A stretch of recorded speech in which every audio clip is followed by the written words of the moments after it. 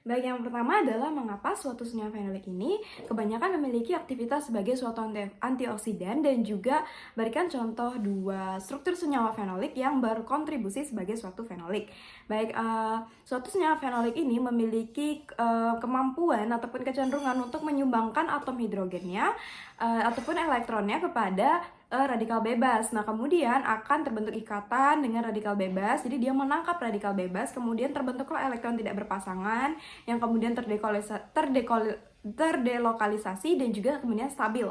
Nah, hal inilah yang menyebabkan suatu senyawa fenolik ini memiliki aktivitas antioksidan karena kecenderungan dia untuk menangkap radikal bebas seperti itu. Nah, kemudian suatu aktivitas antioksidan dari senyawa fenolik ini dipengaruhi oleh jumlah dan juga letak atau posisi dari gugus hidroksil pada suatu senyawa fenolik. Kemudian juga dipengaruhi yang lainnya oleh derajat glikolisasi seperti itu.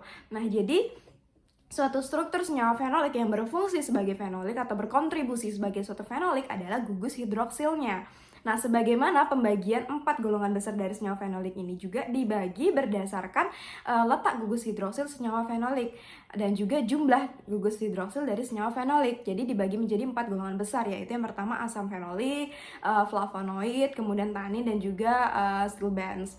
Nah, di mana contohnya adalah pada suatu senyawa fenolik ini hampir semua gugus hidroksilnya itu ditemukan pada posisi 5 dan 7 pada cincin A.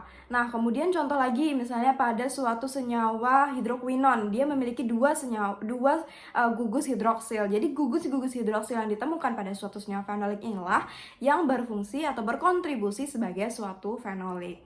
Baik, sekian jawaban dari saya. Terima kasih.